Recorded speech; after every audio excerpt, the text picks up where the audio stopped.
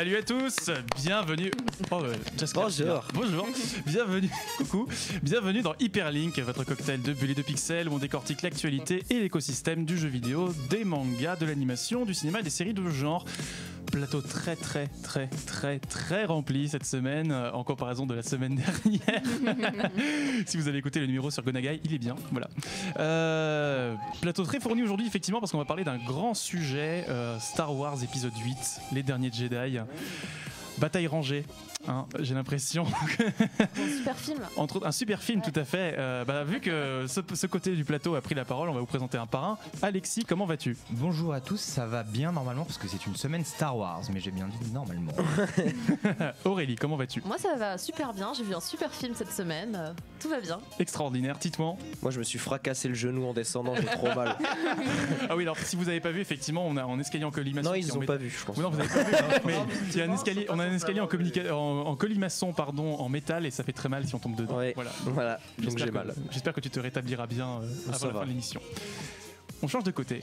Charlotte, comment vas-tu? Ça va super bien. Alors j'ai pas vu qu'un seul film, j'ai pas vu que Star Wars. J'ai vu aussi plein d'autres films au carrefour de l'animation. Une semaine super occupée, très bien. Je suis vachement contente. On fera un petit point dessus en fin de Newsbox. Il est Brando. Bah écoutez, moi aussi j'ai vu un très bon film cette semaine. Mais j'ai vu plusieurs films, donc c'est peut-être pas celui que vous pensez. On en parlera peut-être lors des recos. Hein. Voilà, oui. Et on accueille bien sûr une nouvelle tête. Tout au bout du versant gauche de ce plateau, je vous demande un tonnerre d'applaudissements pour Lorraine. Bonjour, bien dans le micro, Lorraine. Bonjour. Comment vas-tu? Je vais très bien et vous? Dans le micro. Ça va. J'ai l'habitude des micro-cravates, moi, tu sais. Ah, oui. Excuse-nous, on n'a pas de budget ici, c'est comme ça. Oui, parce qu'il faut le rappeler que tu es chroniqueuse également sur No Life. Oui. Voilà. Jusqu'à lundi prochain. Aïe. Parce Donc, que ça y est, le live c'est fini. Bienvenue à bord et gros bisous du coup à Alex Pilote et à Sébastien Ruchet qu'on embrasse très fort. C'est la fin du sommaire. Peut-être. Non, la musique s'est arrêtée. On va lancer alors la Newsbox. Merci Thomas, il est au taquet ce réalisateur, je l'adore. On commence donc avec Disney et Fox qui ont enfin scellé leur accord. Et maintenant, C'est une confirmation plus qu'une news. La rumeur bruissait depuis quelques semaines. On a appris jeudi officiellement que Disney est devenu propriétaire de la plupart des actifs du groupe de médias et divertissement de la Century Fox pour 52,4 milliards de dollars. Alors dans les faits, c'est les gens qui rejoignent, les licences qui rejoignent Disney, c'est X-Men, les 4 Fantastiques, Avatar, les Simpsons, L'Âge de Glace, La Planète des Singes, Alien, la chaîne FX avec ses séries telles que Fargo, The Americans. Les droits d'exploitation de How I Met Your Mother ou Titanic, bref c'est large, il y en a pour tous les goûts. Il y a beaucoup de choses à analyser mais très rapidement, Disney acquiert aussi 30% des droits de Hulu, la célèbre plateforme de streaming US. En y ajoutant ses propres parts, Disney devient actionnaire majoritaire du premier principal concurrent de Netflix. Aussi au-delà des questions sur les futurs films ou crossovers à venir, notamment les 4 Fantastiques et les X-Men par rapport à MCU, il est intéressant de remarquer que le probable plus gros concurrent à Star Wars dans les années à venir, c'est-à-dire Avatar, est tombé dans l'escarcelle de Disney. Alors cette acquisition pose quand même des questions légitimes quant à l'avenir de la création, notamment cinématographique aux États-Unis. Quand on sait par exemple que pour le dernier Star Wars, dont nous parlerons tout à l'heure, Disney a demandé aux chaînes, au cinéma, est-ce que 65% des bénéfices sur leurs tickets leur reviennent contre normalement 50 ou 55, et qu'ils ont imposé des conditions drastiques aux exploitants qui doivent garantir de laisser le film en salle pendant 4 semaines, etc. Cette concentration du marché a de quoi laisser un petit peu circonspect. Et enfin aussi, on peut s'inquiéter d'une uniformisation des productions Fox à la Marvel. Sur ce point, Bob Iger, le président de Disney, a rassuré les fans de Deadpool notamment, en expliquant qu'il y avait bien de la place pour les films plus adultes chez Marvel, tant que, je cite, le public est au courant de ce qui l'attend. Donc wait and see. Wait and see, ils auront peut-être un traitement à la Miramax, c'est-à-dire filiale avec des films adultes, peut-être. Et on verra sur Marvel ce que ça donne aussi. Oui, de toute façon, le spectre de Disney va planer sur toute cette émission, je le sens. On va enchaîner, passer la parole à Aurélie. Oui. Alors moi, on va un peu rester dans le thème, s'éloigner quand même, mais de Deadpool. C'est annoncé pour 2019, Rob Letterman, à qui on doit Gang de requins ou encore Chair de poule, va réaliser le premier film live de la franchise Pokémon Détective Pikachu, inspiré du jeu vidéo éponyme sur 3DS sorti en 2016 au Japon. L'histoire se passera à Londres et mettra en scène un Pikachu qui parle, tentant de résoudre le mystère d'un enlèvement en compagnie de personnages interprétés par Justice Smith et Catherine Newton. Et c'est donc Ryan Reynolds, aka Deadpool, qui a été choisi pour incarner Pikachu en motion capture. C'est un petit mélange sympa d'un univers pas du tout chelou, mais qui a le mérite d'attiser la curiosité. Tout à fait. Excuse-moi, j'en reviens jamais, j'en reviens pas de cette news. Mais Pikachu effectivement, veut faire des blagues de cul ou pas? C'est Ouais, j'y ai pensé direct. J'y ai pensé. Non, mais tout de surtout suite. qu'il y a beaucoup d'acteurs qui voulaient, qui étaient en lice et que c'est lui Mais qui tout a le, été monde veut, choisi. tout le monde veut être Pikachu. Bah. moi j'aurais bien aimé Bill Murray en Pikachu, ça aurait été rigolo. Ouais. Ah oui. Bref. Mais je crois que tu as une deuxième news et là on va passer dans le versant Jump Festa. C'est ça, il y a un autre film donc, qui va sortir, c'est l'éditeur du manga Dragon Ball, Chusha, a annoncé au cours de la Jump Festa un 20e film de Dragon Ball avec Akira Toriyama au scénario et au character design qui va sortir en décembre 2018 au Japon. Alors si on ne sait pas encore grand chose de l'intrigue, c'est acté que le film parlera de l'origine des pouvoirs des Saiyans et le secret de leur force et que pour fêter le 20e film de la saga, les moyens mis en place vont être beaucoup plus grands afin que le film soit d'une qualité supérieure. Des midi-chloriens peut-être. Peut-être. Mais surtout que dans les derniers films Dragon Ball qui étaient sortis, la question justement des pouvoirs qui allait de plus en plus loin, elle était beaucoup abordée, donc ça va être super intéressant. Il y a eu une grosse polémique autour de ça dans Dragon Ball Super notamment. Les cellules Z. Les cellules Z. Non. Bon, on en parlera peut-être pour une spéciale Dragon Ball. Hein. Bah d'un Z qui finit Dragon Ball Ouais, c'est Fighters. ça. Il est bon, merci pour les transitions, c'est très gentil. C'est toi qui les fait toute seule, hein, y a pas de... Bah oui, Non, seule. et du coup on continue sur le Jump Festa. Effectivement, c'est 3 nouveaux personnages qui ont été annoncés pour Dragon Ball Z Fighters. Il y a à savoir donc les personnages de Super, Pink, non, Black Goku. Black Goku, Black Je Super confonds toujours Saiyan- parce qu'il a les cheveux Black roses, Goku voilà. Super Saiyan Rose. Voilà, c'est ça. Et les deux méchants. Je m'en bats les couilles de leur nom parce que c'est super. Alors il y a Berus et l'autre avec sa grosse houppette en mode Ouais, mais c'est Tintin de super, l'espace. c'est super. Non, non, Ouais. mais faut arrêter. Mais ils sont pas méchants. Faut les... Non, Pardon. Moi je les aime pas. My Hero Academia qui annonce aussi sa 3e saison avec un petit trailer sympathique. Bon, c'est l'anime qui continue sur la lignée du manga. Et enfin Ni no Kuni qui est un jeu que je ne comprends pas, toujours pas, et qui a été repoussé et qui apparemment ça fait beaucoup de mal à des gens qui sont repoussés jusqu'au 24 mars. 23 mars. 23 Parce que, mars, pardon, si je. voilà, le jeu avait besoin d'un petit coup de polish, on s'en était rendu compte à la Paris Games Week notamment, et en fait, bon, il le décale, mais à la dernière minute, pour qu'il puisse quand même rentrer dans l'exercice fiscal, sachant que fin mars, c'est vraiment le dernier carat si tu veux le faire rentrer dans ton année fiscale. Eh oui. C'est la deuxième fois qu'il est repoussé. Hein. Ouais, avant il devait sortir au mois de Enfin, novembre, oui. c'est simple, si je dis pas de bêtises. Ah, l'argent. L'argent, c'est. Non, il n'y a pas de Pas de liaison trop- avec. Pas de liaison, Non, y a pas de liaison avec Steins Gate, j'ai essayé. Tito, donne-nous des nouvelles de Steins Gate, Et pardon. bah, il y a pas longtemps, le dernier épisode donc de l'animé a été diffusé et pendant cet épisode, un petit bandeau s'est déroulé pour dire que le Steins Gate 0 sera diffusé donc en avril 2018. C'était à la base prévu pour juillet, donc ça sera un petit peu avancé. Donc ça c'est pour Steins Gate 0. Mhm. Mais on aura aussi du coup un jeu donc Steins Gate Elite, donc qui est en fait un remake de la série qui est elle-même adaptée du jeu Steins Gate. Alors oui, on va refaire À la la chronologie parce que Steins vas-y. Gate c'est un jeu, donc un visual novel qui naturellement du coup de ses propriétés a été adapté en manga à peu près simultanément à la sortie du jeu et après en animé. Du coup l'animé est la même période que le jeu mais est sorti 3 ans plus tard. Et du coup bah, maintenant Steins Gate Elite reprendra en fait cet animé qui est déjà tiré du jeu de base.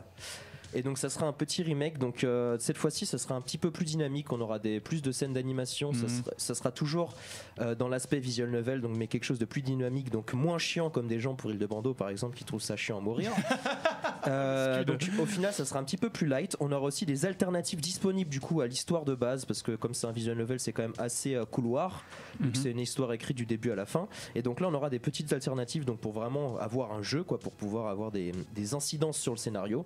Et du coup on aura une version PS Vita et Switch en printemps 2018 au Japon, et du coup pour préciser sur la version Switch on aura une petite version remake en fait en version 8 bits assez sympa d'une petite alternative du jeu.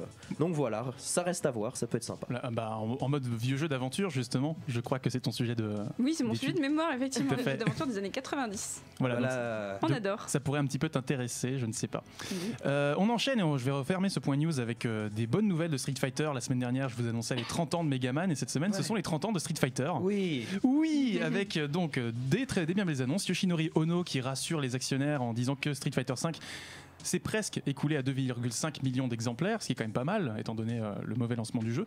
Mais c'est surtout les annonces autour de Street Fighter V Arcade Edition qui ont véritablement emporté les foules, avec notamment l'annonce de la saison 3, dont le personnage de Sakura, avec son stage de Street Fighter Alpha 2, mais également de Sagat, de Blanca, de Cody et de nouveaux personnages.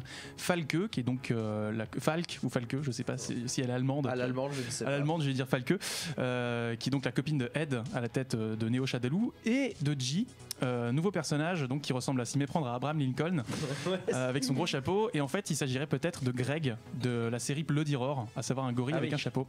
Voilà, donc petite voilà, PJ applaudit depuis la régie.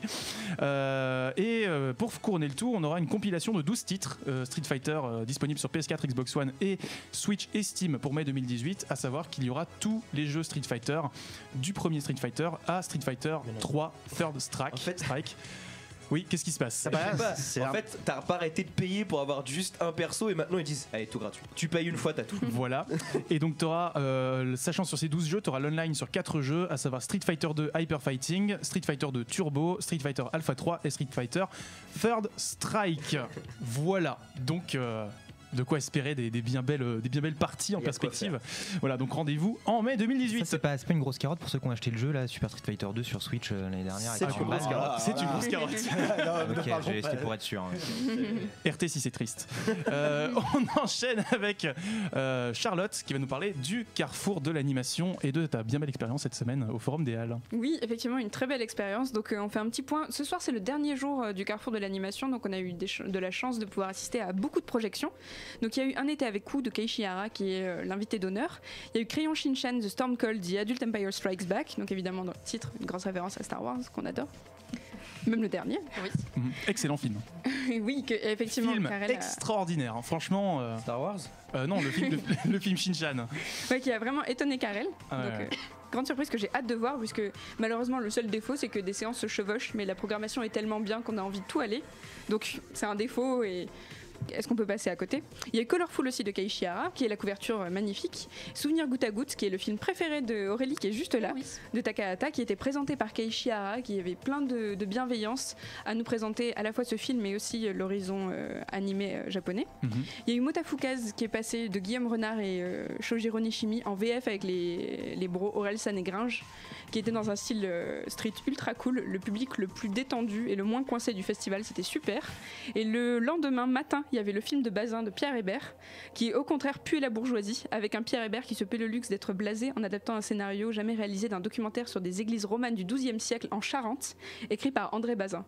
Donc on est quand même très content de... Attends, tu peux répéter ce scénario incroyable s'il te plaît? Avec des virgules au milieu de la phrase, s'il te plaît. Donc alors, des églises romanes, le XIIe siècle, les Charentes, un scénario non réalisé d'André Bazin, un des plus grands critiques du cinéma du XXe siècle et de toute l'histoire du cinéma en général. Mais on est quand même très très content que ce film existe, parce que justement c'est un scénario non réalisé d'André Bazin. On adore Pierre Hébert qui est un immense auteur, penseur du cinéma d'animation, donc quand même expérience positive, même si trop bourgeois pour moi, mais c'est pas grave. Donc aussi de projection de nombreux courts-métrages coup de cœur que l'organisatrice Isabelle Vanini avait choisi et sélectionné. Une très belle sélection dans des styles très variés. Il y a eu aussi beaucoup d'événements. Une table ronde sur les 100 ans de l'animation japonaise avec notre Marc Agues, avec notamment une présentation de l'ouvrage Un siècle d'animation japonaise de Philippe Bunel et Mathieu Pinon. Chez Ennis Éditions. Voilà. Qu'on a hâte de lire vraiment. Donc une belle émulsion de la pensée autour des créations japonaises de la part de tous les participants, c'était superbe.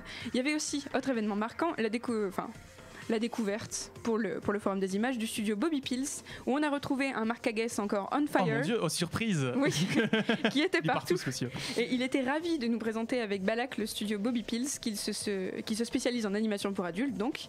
Et c'était le moment où Marc Agues nous annonçait officiellement qu'il quittait Delcourt après 10 ans pour devenir chargé de communication du nouveau studio.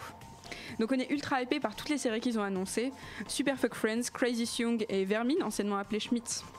Et ce soir, encore très grand événement, on a la projection du Cadavre exquis animé qui était parti d'un dessin de Bastien Vives.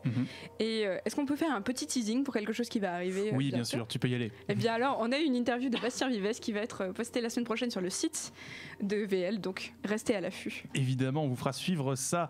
Il y avait effectivement pas mal de choses à dire avec Super Fuck Friends, Balak, toujours le roi de la punchline, je cite, Peppa Pig, mais avec des beats. Voilà. C'est tout pour ce point consacré au carrefour de l'animation. On parlera après la pause musicale d'un film qui a été projeté à l'ouverture du festival, à savoir The 90s Short Walk On Girl, réalisé par Masaaki Yuasa, à qui on devait notamment la série The Tatami Galaxy, Kaiba et bientôt Devilman Crybaby sur Netflix. J'aurai l'honneur d'en parler. Et Charlotte, tu me feras la relance après la pause. J'aurais dû commencer par là. Vous pouvez nous suivre sur les réseaux sociaux, hyperlink_RVL sur Twitter et sur Twitch. N'hésitez pas à intervenir sur le chat, on vous lit. Et au hashtag HPL sur Twitter, si vous n'êtes pas sur Twitch. Et pour l'heure, c'est la pause musicale. Et on va donc commencer avec une pause bien de chez nous, bien tranquille, bien pépère. Daft Punk, Face to Face.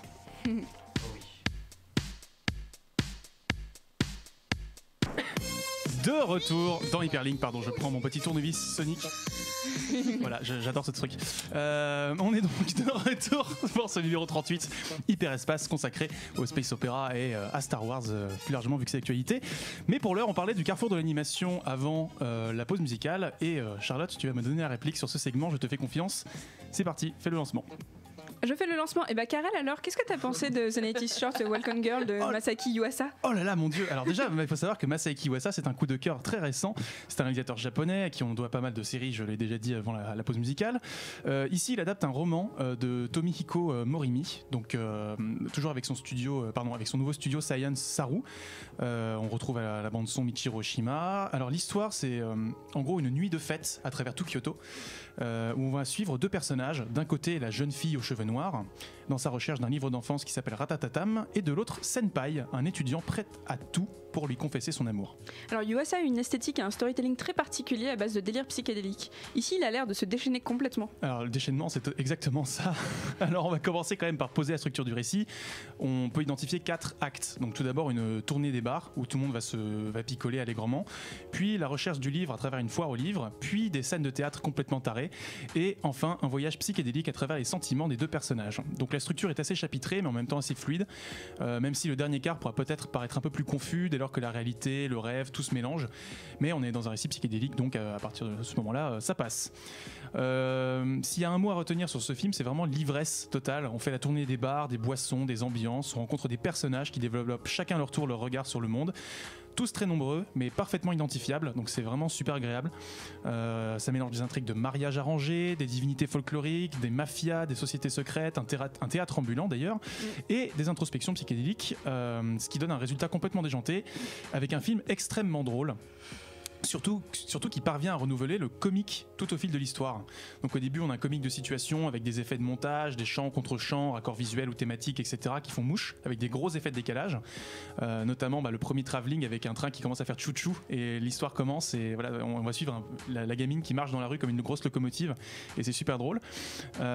Également des parodies de chansons bien connues, n'est-ce pas, Hildebrando, qui était là pour la projection et c'était vraiment extraordinaire. Je vous ai dit que j'avais vu un bon film cette semaine. Ah bah voilà, avec des scènes de musical complètement tarées, beaucoup de double sens, des jeux de mots, une utilisation incongrue d'effets sonores, enfin voilà, vraiment ultra expérimental et complètement fou, et vraiment, voilà, grosse reco là-dessus. Au-delà de l'exploration esthétique, le film romantique a un héritage littéraire très prononcé aussi. Alors effectivement, parce que, je l'ai dit au début, le livre est le fil conducteur du récit en fait. On est face à un film fondamentalement, je dirais, c'est une théorie personnelle, rabelaisien. Alors pour rappel, François Rabelais, c'est un écrivain français de la Renaissance, principal instigateur de l'humanisme avec Erasme. Il revendique un homme libéré de l'austérité intellectuelle entretenue par le clergé lors des croisades. Donc libre pensée, parodie, satire, goût du vin.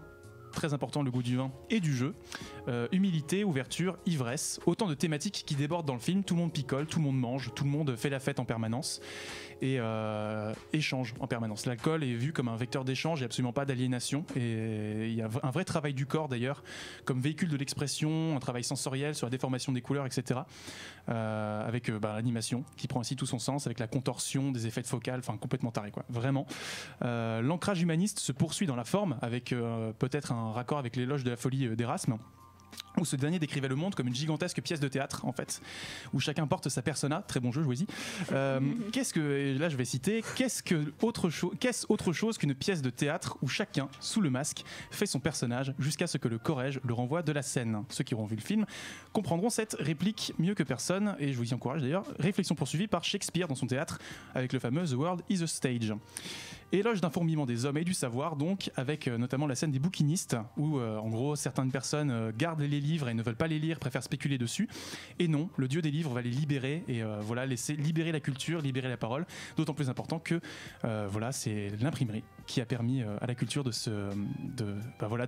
prendre son envol en Europe à l'époque de l'humanisme. Donc, le tout est saupoudré du réalisme magique de Michel Gondry, où la romance sert de fil rouge à une exploration d'environnement toujours plus dingue, avec un rapport ultra synchronisé à la musique. Enfin bref, voilà, c'est un film amoureux de la culture et amoureux des gens et amoureux des belles choses. Et tu parles d'amour, de romance, c'est quoi sa place dans tout ça? Absolument central, évidemment. Alors Yuasa propose un angle audacieux dans la mesure où la romance entre en conflit total avec le romantisme.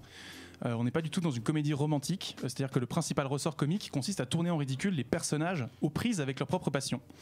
Mais toujours avec tendresse, il n'y a jamais de jugement de valeur là-dessus. Mais du coup, on va suivre plusieurs histoires de romance entre senpai qui force les coïncidences sans jamais y voir une opportunité d'aborder la femme qu'il aime, le sergent Caleçon, qui est en fait un personnage qui porte le même caleçon depuis le jour où il a rencontré l'amour de sa vie et qui n'en changera que lorsqu'il l'aura demandé en mariage, ce qui est relativement ridicule, et le jeune marié qui refuse d'épouser une femme qu'il aime par convention sociale et qui sermonne tout le monde à ce sujet. Et en gros, le message du film, c'est que l'amour véritable ne peut être que spontané, ne s'accommode pas de la tradition, ne s'accommode pas de carcan existentiel, quel qu'il soit, et tout le reste, ce n'est que du sophisme. Et on en revient à Rabelais, justement. On reprend également l'omniprésence de la carpe koi, avec cette espèce de carpe dans la mythologie japonaise, qui symbolise l'amour et la persévérance, et la fertilité aussi. À noter qu'en japonais, koi peut aussi prendre le sens du mot amour. Donc voilà. Oh là là, métaphore filée, c'est fantastique. En conclusion, voilà, The Night is Short, Walk on Girl est absolument brillant. C'est un film superbe, riche, drôle, touchant, qui tape toujours juste. Espérons juste qu'il aura une belle distribution chez nous. A priori, c'est en discussion, mais on vous en reparlera. Quand on aura une date, peut-être? Peut-être, je ne sais pas. J'en ai pas pour l'instant. J'ai essayé de choper la date au forum, mais c'était compliqué. Mais... Voilà. Donc maintenant que les réjouissances sont passées, 2 salles, 2 ambiances, on va peut-être passer à Star Wars 8, n'est-ce pas, Hildebrando? Tout à fait. Alors... Il n'est jamais chose facile de se rebeller contre le père, quel que soit le rapport que l'on a avec ce dernier, toute autre forme de parenté également, et quand on le fait, ça ne finit jamais vraiment bien. Et c'est pas Kylo Ren qui va vous dire le contraire. Ni Luke, ni Anakin non plus d'ailleurs. Bref, il y a peut-être 2-3 leçons à tirer des œuvres Star Wars qui sont déjà existantes, sauf pour Rian Johnson apparemment, qui une fois imbu du pouvoir de la décision, de la réalisation, de l'écriture, ne peut s'empêcher de s'écrier « Que nenni, je n'ai fi de faire de votre passé ce que les anciens ont fait, je m'en triple tamponne le coquillard ». Ou du moins quelque chose de similaire en anglais, je suppose. Quand il a livré ce scénario qui, ma foi, est d'une qualité rare, rarement aussi nulle, non... On va le rappeler peut-être quand même, hein, le scénario. Oui, tout à fait. Très vite. Je ne spoilerai pas per consigna de mes patrons, Disney bien entendu. Enfin bon, l'histoire en gros, c'est, sans trop en révéler, c'est exactement ce qu'il y a dans la bande-annonce. Voilà, je ne dirai pas plus, c'est exactement ce qu'il y a dans la bande-annonce, c'est-à-dire qu'on pensait que la bande-annonce était en train de nous mener en bateau, etc. Non, en fait, tu regardes la bande-annonce après avoir vu le film, c'est exactement le film. C'est-à-dire qu'on te donne un élément de départ, il va y avoir 2-3 conflits entre le bien, le mal, est-ce qu'il y a un certain questionnement. C'est la suite du set. On se retrouve avec des personnages qui avaient le monde à leurs pieds et qui en fin de compte n'en feront pas grand chose. Enfin bon, c'est... Tu veux peut-être plus sur le scénario Non, on va avancer. Je rappellerai le scénario en fin de critique. Bon. Enfin bon, je ne saurais expliquer les élans d'amour que témoignent les critiques de presse de façon quasi unanime. Moi qui suis fan de la saga épique galactique depuis mon plus jeune âge, parce que si vous ne l'avez pas encore vu et que vous aimez Star Wars de près ou de loin, en ressortant vous ne ressentirez qu'un sentiment de trahison profonde.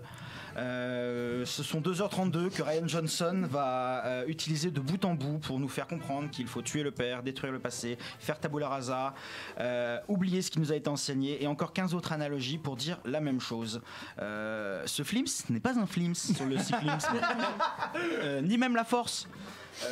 C'est un film qui traite pendant 40, enfin qui met en scène le fruit de 40 ans de percolation culturelle dans le seul but. Pardon, excusez-moi.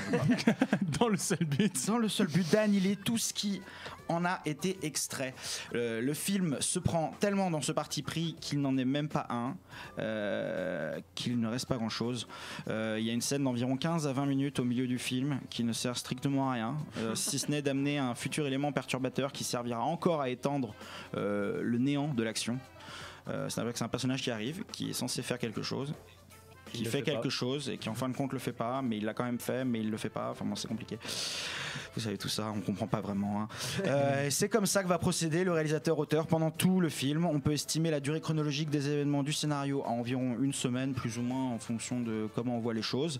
Mais il se passe vraiment pas grand-chose. Tout le monde a peur d'agir, sauf celui qui sert à nous montrer qu'il faut pas agir quand on sait pas ce qu'on fait. Ce que tu veux dire en fait, c'est que ce film ne veut surtout pas être un Star Wars. Oui, ça c'est sûr, c'est depuis le début. C'est Rian Johnson dit, et la bande-annonce aussi le montre, hein, c'est une volonté de tuer son père, c'est un petit peu ça. Non mais je fais le parallèle avec Vador et etc. dans les autres Star Wars, c'est que il a dû prendre quelque chose trop à la lettre ou je ne sais pas. Non mais c'est-à-dire que là on a quand même un film qui est très très méta. Oui, mais ça t'inquiète pas, ça arrive, je vais en parler. Il y a peut-être donc 4 prises d'action concrètes dans le film, mais à chaque fois les paroles de Luke s'avèrent prophétiques. Ça ne va pas se passer comme tu le penses. Tout n'est que densité inutile et artificielle, car le schéma se résume au copier-coller suivant. Une action est décidée, les spectateurs et les personnages considèrent les conséquences de cette action, et enfin, qu'ils aient choisi ou non de les accepter, il y aura de toutes les façons un revirement qui rendra cette considération inutile. Comme mon premier visionnage, cette chronique semble déjà s'éterniser, alors que je sais quand elle finit. Pardonnez-moi, reprenons. Je vais essayer de faire simple. Dans ce film qui ne veut surtout pas être un Star Wars, on retrouve quand même beaucoup des épisodes précédents, mais déconstruit au service d'une justification. C'est une orgie du méta, du sens caché et des clins d'œil, oui, surtout des clins d'œil, qu'on vit comme une agression non consentie. Oui, j'ai pris mon billet pour la séance, mais pas dans le but de voir Rian Johnson m'expliquer pourquoi il a raison et nous avons tort. Surtout que pour que le sous-texte ait une quelconque puissance, encore faut-il qu'il y ait un texte. Comme s'il n'était qu'un personnage dans son film, les actions de Rian Johnson n'ont pas le but escompté, par excès de fougue et surtout parce que décidément personne n'a envie de finir son entraînement de Jedi. J'ai du mal à mettre des cartouches dans mon chargeur car je ne voudrais pas vous griller le plaisir de la surprise, aussi rachitique qu'il soit dans cet épisode 8. Mais du coup, il y a vraiment rien de bien dans ce film. Bah si, bien sûr. Le talent du réalisateur, qui a déjà fait 3 films quand même avant, hein, ça fait beaucoup, s'exprime avec une demi-dizaine de plans exceptionnels. Le plus marquant ayant des allures Des allures énormes. Tu vas y arriver. Des allures d'un énorme diptyque manga, tant visuellement qu'auditivement. Je ne vous en dis pas plus. Voyons une autre qualité. Ah oui, il y a quand même du combat au sabre laser. Même si ces combats semblent à chaque fois inutiles à cause de comment les actions et leurs conséquences sont traitées tout au long du film. Les combats en soi sont plutôt bien, on va dire ça comme ça. Au moins la moitié du temps. C'est sympa le fanservice entre 2 doigts d'honneur. Bon, je pense que j'ai fait le tour. Ah non, effectivement, cette chronique aussi ne se passant pas comme on le pense, je me dois de finir en parlant de l'horizon. Je vais me répéter, mais encore une fois, les actions n'ont pas de conséquences. Le film est donc parsemé d'indices et de subterfuges qui pourront être utilisés par J.J. Abrams dans un sens comme dans l'autre. Rien n'est acquis, rien n'est vrai, et des fois, j'aimerais que ce soit aussi le cas avec ce 8e épisode d'une des plus grandes sagas que la Terre n'ait portée. En guise de conclusion épique qui laisse sur sa fin, je vais prendre l'exemple sur Johnson, les derniers Jedi. Peut-être bien que oui, peut-être bien que non. Peut-être bien que oui, peut-être bien que non. C'est effectivement peut-être la punchline qui pourrait résumer le film et un peu le tiraillement autour de ce plateau. Parce que je vois les fusils sont chargés. Hein. Toi, tu as du mal à remplir le tien, mais les chargeurs sont prêts à partir. Aurélie, je te sens bouillonnante. Non, bah moi j'ai beaucoup aimé le film. Je trouve que les. Oui, c'est un petit peu Il y a un débat derrière, attends. Voilà, non mais voilà, on a quand même un petit peu de temps, donc on peut rebondir sur ta critique. Oui, d'accord. Donc voilà, c'est le moment de parler de Star Wars 8. Donc Aurélie, Qu'est-ce qui t'a plu dans le film? Bah, j'ai trouvé que c'était un très bon film, c'est du spectacle. C'était très agréable en fait. Je me questionne un petit peu si tu t'attendais à quoi, Il des Bandeaux. Un Star Wars. Oui, en fait, c'est ça. C'est que je comprends qu'il faille innover, surprendre un peu les gens, etc. Mais ça veut pas dire dénaturer quelque chose. Ça veut dire de façon intelligente le prendre et le rendre plus agréable, si tu veux, à l'ère moderne. Mais enfin, en fait, il y a une chose qu'il faudrait se placer pour te dire, par exemple, ce que tu dois ressentir par rapport à ce film. C'est dis-toi qu'est-ce qu'ils ont ressenti les gens à l'époque quand ils ont vu le premier sans savoir ce qui arrivait derrière, quand ils ont vu le deuxième sans savoir ce qui arrivait derrière. C'est-à-dire que nous, on a vu tous ces films en sachant plus ou moins l'histoire globale, etc. Le premier, le deuxième, le troisième, le quatrième, le cinquième, le sixième. Enfin, je veux dire, la boucle était quasiment bouclée. Donc, même quand tu avais un mauvais sentiment par rapport à un film, tu savais ce qui allait se passer derrière. Il y avait quelque chose de notion globale. Là, les gens à l'époque, ils ressentent exactement ce que nous on ressent par rapport au 8. Et les gens n'étaient pas du tout dans cette même configuration. Et enfin, ça me semble aberrant que ce film-là puisse satisfaire quoi que ce soit au niveau de l'univers Star Wars. C'est-à-dire que c'est un film qui sert à rien. Il sert à rien. C'est-à-dire que certes, tu peux mettre du spectacle autant que tu veux, etc. Tu peux reprendre des éléments, tout ce que tu veux. Il sert à rien dans le grand schéma des choses. C'est-à-dire que dans le 1, même dans la première trilogie, tu avais plus d'éléments de narration. Et dans le premier, Respire. Non, mais dans le premier, on trouve Anakin. Dans le deuxième, il y a tout le schéma de découvrir qu'Anakin est l'élu. Et surtout, les gens, quand ils ont vu la première trilogie au fur et à mesure qu'elle sortait au cinéma, ils savaient pas forcément qu'Anakin était Dark Vador. Alors, Alexis avait quelque chose à dire, mais je sentais Charlotte tressaillir lors de quand tu parlais. Ça, elle a pris des notes. Ouais, en plus, t'as pris des notes, donc vas-y. Non, Alexis, je t'en prie. Alexis. Juste pour parce que j'ai pas non plus aimé le film, j'ai eu la chance de le voir 2 fois. La deuxième fois, c'est moins pire que la première. En fait, ce qui m'a vraiment déçu, c'est que j'ai l'impression qu'ils se sont foutus de notre gueule en fait pendant 2 ans. L'épisode 7, on pouvait lui pardonner ses similitudes avec l'épisode 4. Il y avait beaucoup de choses qui étaient ouvertes, il y avait beaucoup d'espoir en fait pour la saga. Et en fait, tout fait pchit, toutes les révélations sur les personnages, parce qu'il y a plein de twists, il y a plein de trucs, mais pour moi ça marche jamais à aucun moment. Et allez le voir, ceux qui l'ont pas vu, je pense que vous pouvez vous imaginer, on avait plein de théories sur les personnages qui viennent, etc. Tout est très décevant. Et ce qui m'a aussi beaucoup dérangé, c'est ce qu'ils ont fait de la Force, qui est devenu un espèce de ressort scénaristique. On peut l'utiliser à droite à gauche pour n'importe quoi, parce que ça sert le scénario. Donc je suis assez d'accord avec toi, Il des Bandeaux. Je serais peut-être un peu moins dur que toi, parce que la deuxième fois j'ai mieux aimé. Je pense qu'à terme on pourra C'est passé plus vite la deuxième fois. Oui, mais il y a beaucoup de choses que j'aurais beaucoup de mal à pardonner en fait au réalisateur, parce qu'il laisse un champ de ruines. Et bon courage pour la suite. Charlotte. Donc tu parlais de trahison. Allez, ça C'était comme. assez Attends, fort. elle a pris des notes. Hein. J'ai pris- Elle va j'ai pris une t'expliquer petite note. point par point. Non, mais vas-y. Alors, c'est une tradition, moi je vais vous le dire. J'ai voulu noter à chaque fois que tu as prononcé le mot scénario, mais j'ai pas pu parce qu'il y en avait un petit peu trop. Et c'est un petit peu la seule chose sur quoi On va tu prendre un t'appuies. shot. Mais c'est la seule chose sur laquelle je m'appuie, mais je dis le mot scénario parce que je ne peux pas avancer des éléments de scénario sans spoiler. Et qu'on a décidé qu'on spoilait pas. Mais tu pouvais très bien parler d'autre chose sans parler que du scénario. Mais tout ce que tu reproches à ce film, en fait, c'est du scénario. Donc c'est pas très grave parce que c'est pas non plus Non, plus important dans un film. je me suis Mais- mal exprimé. Tu devrais me laisser finir ce que Pardon, j'ai je à t'en dire. prie, je t'en prie. Et donc, tu dis que ça fait tabula rasa de ce qui a été fait, que ce film ne veut pas être un Star Wars, et je vais te parler de postmodernisme, qui est que la saga Star Wars a toujours été postmoderne et qui réfléchissait toujours sur du recognize and enjoy. On en a déjà parlé. On reconnaît et on apprécie quelque chose, donc ça reconnaissait et ça appréciait certaines constructions narratives ou visuelles, comme le chemin du héros de Joseph Campbell, etc. Et que nous, on devait apprécier parce qu'on voit ce truc-là. Et ici, Star Wars 8 réfléchit pas sur le genre de la SF, mais réfléchit sur le genre de Star Wars. Et qu'est-ce que c'est être Star Wars? Mais c'est pas dans Star Wars qu'il faut réfléchir sur Star Wars. Ah C'est Si pas toi dans avec Star quelque chose à dire, je crois. Alors moi ça va aller très vite parce que j'ai pas vu. Mais en fait j'ai l'impression qu'il y a un débat entre est-ce que c'est un bon film ou est-ce que c'est un bon Star Wars en fait. Ah non mais Parce que de toute façon un Star Wars ça sera jamais de la merde de base. T'auras toujours une musique qui claque. T'auras toujours des effets spéciaux de ouf. Tu peux pas te retrouver avec quelque chose de pourri. C'est Le impossible. L'épisode Alors, 2, Vous pouvez- Mais non, mais c'était pas la même époque. Mais vous pouvez même pas me dire qu'actuellement tu peux pas sortir une musique qui claque avec du sound design de folie, avec des images de ouf. Et effectivement, après tu peux dire ouais, mais c'est que le scénario. non mais Ouais. attends. Mais sauf que quand t'es dans un Star Wars et qu'il y a tout qui défonce, c'est là où tu regardes c'est là où tu vois justement là où ça va pas en fait, là où ça pêche. Après, il y a une question, pardon, parce que l'heure tourne, donc j'essaye C'était pour, d'éviter pour les. Charlotte, ouais. Voilà. Ah, mais si tu veux répondre à Charlotte, mais vite alors. Oui, non, c'est juste, je me suis peut-être pas mal exprimé. Quand je parle du scénario, je parle de la façon dont les choses sont faites et les événements se déroulent. C'est parce que c'est objectivement mauvais, même si tu sors de Star Wars. C'est-à-dire que le twist gratuit tout le temps, à chaque fois, t'as un twist gratuit, à chaque fois. En fait, Ça se c'est voyait là. dans ceux d'avant aussi, c'est là- je suis d'accord avec toi. C'est là où je voulais en venir en fait. C'est-à-dire que c'est un film. Je pense que tu prends le problème. C'est pas un problème de scénario, c'est un problème de narration et vraiment de ce que tu essayes de raconter à ton public. Et pour le coup, le film passe son temps à dire à ses personnages qu'ils ne sont rien, qu'ils ne portent rien, qu'ils ne viennent de nulle part, qu'ils ne vont nulle part. Et toute trace je sors un peu de ma réserve. Hein, je suis désolé. Une tragédie grecque. Non mais toute trace Toute trace d'une tragédie grecque, d'une espèce d'épique. Non, mais toute trace c'est un film sur l'échec en fait, sur l'échec de transmettre quelque chose, sur l'échec de Transmettre Star Wars. sur l'échec de transmettre Star Wars, et à partir de là, la table rase est nécessaire. Et je ne spoile rien en disant ça, hein.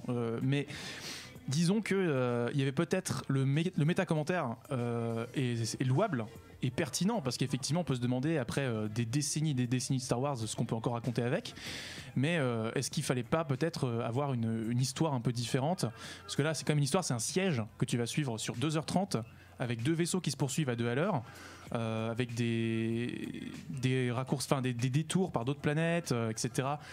Et du coup, même le montage est un peu bizarre. T'as l'impression que t'as une action qui se déroule sur plusieurs heures, t'as une autre action qui se déroule sur plusieurs journées. Alors peut-être que c'est la rotation de la planète qui veut ça, mais tu t'en sais pas plus. T'as une autre planète, c'est en une nuit. Tu comprends. Enfin, t'as un problème avec la temporalité des événements qui est un peu gênante. Et enfin voilà, je suis sorti de ma réserve, mais voilà, j'essaye d'apporter des petits éléments sur ce que j'ai ressenti sur le film. Aurélie, t'avais quelque chose à dire, je crois, mais Je vous conseille à tous, c'est un très bon livre qui s'appelle Qu'est-ce qu'un bon film de Laurent Julier, et donc qui parle de réception et de subjectivité. Mais ce que tu disais, Karel, c'est l'épisode 5, c'était ça aussi. Hein. Il y avait même problème de temporalité, c'était un peu une course-poursuite. Et finalement, ça marchait très bien. Oui, mais disons que George Lucas, si tu veux, est obsédé par la lisibilité de la mise en scène, et même s'il n'est pas réalisateur, tu vois. Pour le 5, c'est pas lui qui l'a fait, mais c'est son professeur de cinéma, donc on est encore en amont de la chaîne, tu vois. Mais bref, je sais pas si on s'éternise un peu trop sur Star Wars 8. Si vous avez une dernière voilà, une petite punchline qui résume votre appréciation du film autour du plateau. Moi, je veux Je pas l'ai pas spoiler vu. ce que je vais dire après. donc, C'est une bonne appréciation. Vas-y, je Aurélie. veux pas spoiler ce que je vais dire après. Ah, Mais- vas-y. Parce qu'après, je vais vous reparler de Star Wars, donc je veux pas spoiler ce que je vais dire, mais moi j'ai bien aimé et je pense que c'est bien d'interroger un peu sa position en tant que fan. Non, moi, une fois encore, je trouve que c'est un méta-commentaire intéressant, mais on est plus proche d'Iron Man 3 que voilà, que d'une vraie remise en question de toute la saga, quoi. C'est voilà. Mais bref. Après, l'appréciation du scénario, c'est subjectif. Voilà, on va peut-être finir là-dessus. Vous avez bien compris que les avis sont très partagés autour du plateau. Ce film, est-ce que ça va être un schisme à l'échelle de la communauté Star Wars? On en parlera après la pause musicale. Une bien belle pause musicale, ce qu'on va lancer. René. C'est avant la pause musicale, effectivement. Vous pouvez nous suivre sur les réseaux sociaux, Twitch, merci de me rappeler dans l'oreillette, Twitch, hyperlink_RVL et Twitter, #HPL, on vous lit. La pause musicale, c'est donc René Joly, La guerre des étoiles, en français dans le texte. À tout de suite. Lourd. Sur Tatooine, sur Coruscant, sur je ne sais pas, Gallifrey, non, Gallifrey c'est pas dans Star Wars, pardon. C'est parfait. De retour donc sur le plateau pour parler cette fois-ci du grand sujet de cette émission, n'est-ce pas, le Star Wars et le Space Opera, pardon, pas le Star Wars et Space Opera, c'est bizarre. Toujours en compagnie d'Alexis, d'Aurélie, de Titouan, de Charlotte Dildemando et de Lorraine. Lorraine, tu avais quelque chose à dire sur Star Wars 8? Je ne l'ai pas vu. Non mais D'accord. sur la réception de l'œuvre, Oui, parce que t'as un statut sur d'observatrice réception, extérieure. Parce que évidemment, je ne l'ai pas vu et je ne suis pas spécialement fan. Enfin, pour moi, il n'y a qu'une seule trilogie Star Wars. Déjà, c'est la toute première. Et C'est la ensuite, deuxième. en fait, pardon. C'est la deuxième. Non, je rigole. Continue. Oh, arrêtez avec ça. Et du coup, en fait, à vous entendre débattre comme ça, c'est un peu le ressenti que j'avais quand je suis allée voir les Star Trek de J.J. Abrams. Parce que Star Trek, pour le coup, c'est vraiment mon truc. Et je suis une immense fan de la première génération, enfin de la série originale. Et du coup, j'ai essayé de regarder ça en tant que spectatrice qui n'avait pas vu Star Trek. Enfin, en essayant de m'imaginer à cette place-là. Et je me suis dit que bon, c'est sympathique, mais Du coup, je comprends plus les références. Et en tant que fan de Star Trek, le regarder en me disant, il balance des références méga gratuites et c'est insupportable parce qu'en plus, elles sont mal mises. Donc voilà. Donc je pense que, en tout cas, votre débat et vos arguments m'ont fait vraiment penser à la trahison que j'ai ressentie en regardant ces films. Mais dites-moi, ne serait-ce pas J.J. Abrams dans les deux cas? Oh mon Dieu. Tout est lié. Quelle horreur. C'est l'heure de lancer le jingle débat. De toute façon, ça sert à rien de discuter avec toi, t'as toujours raison. Si, ça sert de discuter. C'est toi qui as toujours raison. J'ai jamais entendu un jingle aussi accurate pour cette émission. Bon, on est parti. Première question qu'on va aborder sur ce débat. C'est bien sûr, avant de définir Star Wars, définir le genre auquel appartient Star Wars, c'est le space opéra. Voilà, qui se lance? Selon vous, c'est quoi le space opéra? Bon, on va zapper. C'est quoi Star Wars? Star Wars. J'ai compris. Vous avez envie de parler de Star Wars. On va rester sur Star Wars alors. Bah non, on peut définir le space opéra. D'abord, vas-y. Des histoires qui se passent dans l'espace. Très bien. Oui, mais encore. Je sais pas, qu'il y a tout. C'est un peu qu'est-ce qui se passerait, l'humain, vraiment, l'humain, s'il était confronté à des nouvelles. S'il avait accès à des nouvelles technologies et qu'il était dans l'espace. Donc, je sais pas, en fait, c'est toutes les problématiques qui vont entourer ça avec. Pour moi, c'est ça. Déjà, oui, Charlotte. Et c'est de l'aventure aussi. Oui, voilà.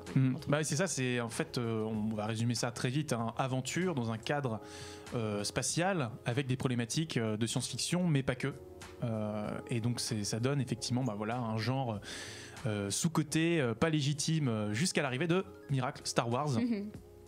Qui cartonne. Et là, la deuxième question, c'est maintenant, d'après vous, vu que les définitions sont très très éparses autour de ce plateau, c'est quoi Star Wars?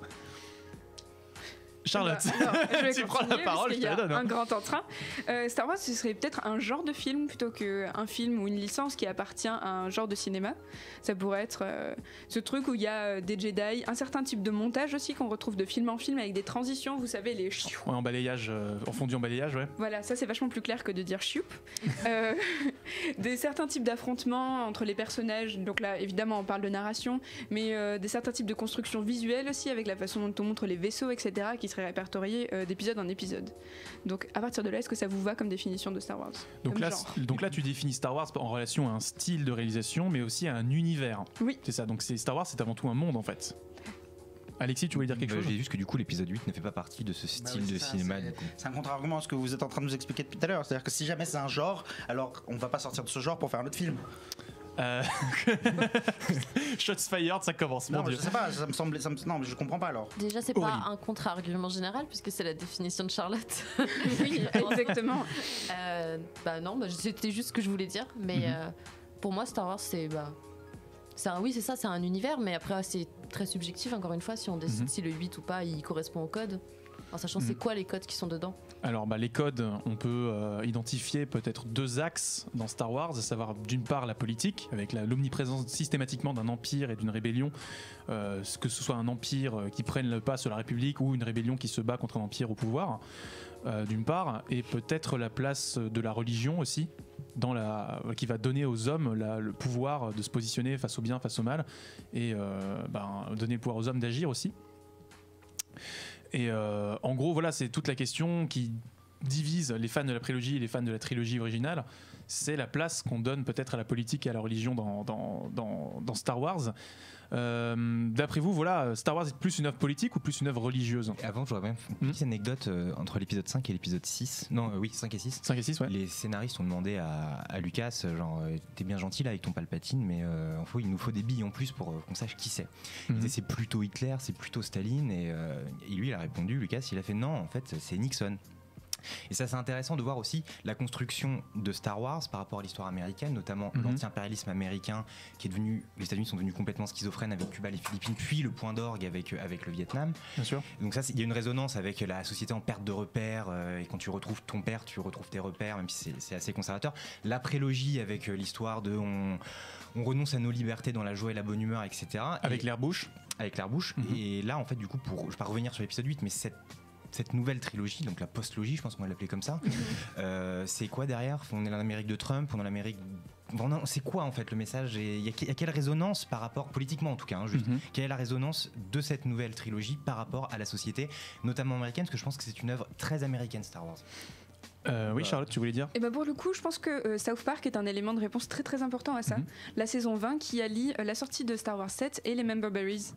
et l'élection de Trump à la présidence des États-Unis, et qui réfléchit peut-être aussi les mécaniques de nostalgie par rapport aux objets culturels, mais aussi par rapport à la politique, par rapport à la culture qu'on a en général et le rapport avec les autres.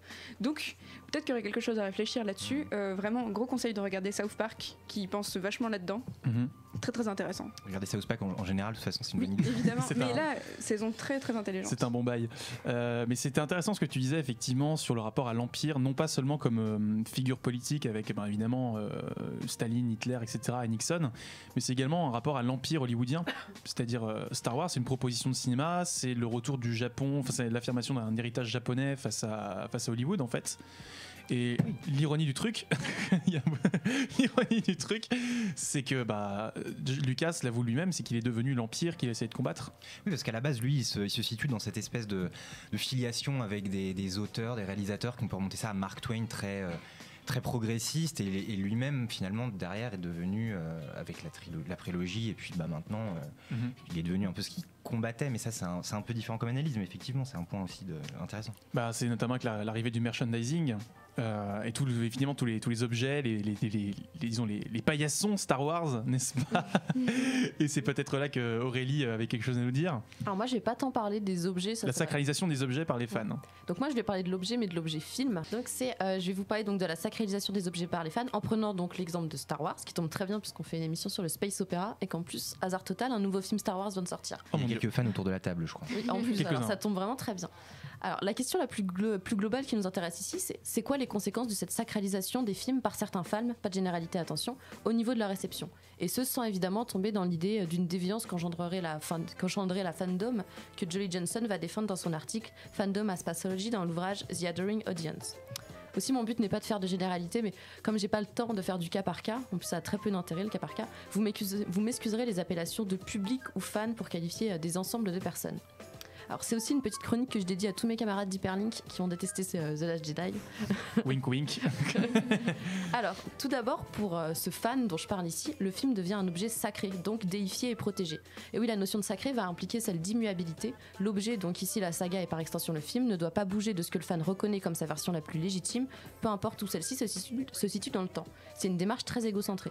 Et c'est au final très paradoxal puisque la culture des fans, et ce littéralement depuis des dizaines d'années, est une culture mouvante. Elle repose sur une altération volontaire du contenu. Les fanfictions en sont un très bon exemple. On est très loin de la sacralisation normalement. Ce qui va d'ailleurs amener un conflit entre ce qui est proposé par les producteurs du film, pas dans le sens production du film mais dans le sens producteur de contenu, et ce qui est proposé par les fans. Quel contenu est le plus légitime?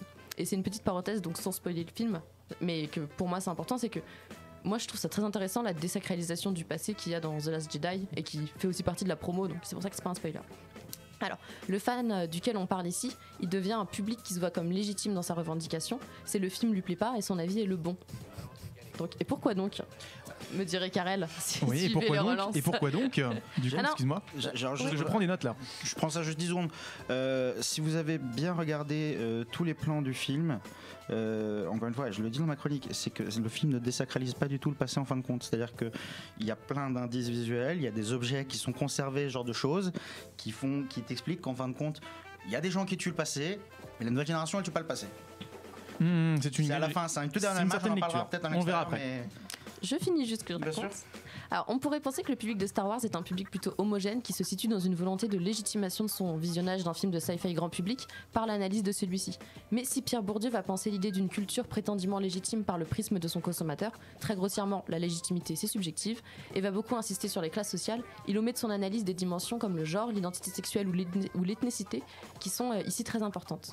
Alors, un peu de contexte. Le public de science-fiction est loin d'être un boy club. Dans Partner in Wonder, Woman and the Birth of Science Fiction, Eric Cliff Davin explique que l'un des magazines de science-fiction fantasy horror les plus influents de l'histoire, Weird Tales, était dirigé par une femme, Dorothy McIlworth, et que plus d'un quart du courrier des lecteurs venait de lectrices. Et ce fut le cas pour beaucoup d'autres magazines de l'époque. Donc l'époque, c'était le magazine Weird Tales, il est sorti en 1923 et 1954. Les fans féminines ont donc toujours eu une place dans la fandom de science-fiction, tant en tant que productrices de contenu que consommatrices. Mais ces fans féminines de science-fiction et donc de Star Wars n'ont finalement jamais été encouragées à consommer car elles n'ont jamais été vues comme un public légitime. Par exemple, omettre d'inclure le personnage de Rey dans la vente de jeux Star Wars, c'est assez parlant, et il ne faut pas oublier que le marketing genré ne va pas encourager les filles à consommer des produits dérivés d'une culture s'accent sur l'action, l'aventure, parce que tout ceci, ça relève de la boy culture. Mais elles n'ont pas disparu, ces fans féminines quand même. Eh ben non. Bah non, elles sont même autour de ce plateau. Et imaginons aussi que ces fans continuent de consommer et ce sans évoluer dans les sphères habituelles de consommation. Imaginons que désormais, en 2017, elles évoluent dans un monde virtuel, Internet. Mon Dieu, vous connaissez Internet? Je connais pas moi. Ce qui a mené non pas à la création, car ça existait avant, mais à la propagation d'une sous-culture, dans le sens subculture, majoritairement féminine, la fanfiction, et en étant majoritairement féminine, la rendant plus sujette à la dérision et à la moquerie. C'est ce que Erin Jenkins, le papa des fan studies, donc l'étude des comportements de fans, décrit comme les textual poachers, les braconniers du texte, dans son livre éponyme. On a donc la création d'un contenu de fans qui va mettre en avant certains personnages délaissés, inverser leur genre avec le genderbending, créer des romances entre les personnages. Ce public a donc toujours désacralisé son œuvre tout en n'évoluant pas dans ce qu'on appellerait la culture appréciative légitime de Star Wars. Donc le public, disons-le masculin, qui se verrait comme le plus légitime des publics, qui penserait surtout en termes de ses propres attentes, de ses expériences. Par exemple, ne saisit-il pas les enjeux émotionnels que peut provoquer la vision de femme à l'écran, tant en tant que commandante de bord, de général, de soldat, un ressenti pour le public féminin loin des préoccupations scénaristiques, telles que savoir si telle scène est crédible ou pas. On est d'abord content de savoir qu'elle est possible. C'est le même phénomène qui se produit avec des personnages principaux de couleur pour le public racisé, par exemple. Mais du coup, c'est les attentes qui sont altérées. Et oui, parce que pour conclure, on a donc un public qui, dans son appréciation du film, va avoir un horizon d'attente déjoué qui va plus reposer sur le mythe d'un passé meilleur qu'autre chose. Les critiques que j'entends aujourd'hui sont aussi faites à la prélogie, par exemple. Et je rappelle que l'horizon d'attente, notion définie par Hans Berrios dans Pour une esthétique de la réception, est composé par ton horizon culturel, tout ce qui va composer ton être, en fait, ton profil sociodémographique, et ton horizon littéraire. C'est ce que tu as vu, lu précédemment. Et ce, autant pour les films, les bandes annonces, les affiches. Par exemple, moi j'ai vu les films Star Wars, mais je suis pas non plus fan. Par exemple, j'ai pas vu la bande-annonce, donc ça veut dire que évidemment, j'aurais pas mon horizon d'attente, il va pas être pareil. J'aurais pas les mêmes attentes et donc mon contexte de réception, il va être différent pour le film. Donc le public se voyant comme légitime qui va sacraliser Star Wars va forcément être déçu, car Star Wars évolue avec son époque, ça a toujours été le cas, et que pour l'apprécier, il faut sortir de cette idée de l'objet tout puissant qui appartient à certains fans et qui ne doit pas changer pour prendre le risque que celui-ci soit perdu. Donc, en gros, mon conseil juste pour le film, c'est changer de regard si vous voulez apprécier le film, ou alors aller trouver satisfaction dans des contenus proposés par les fans.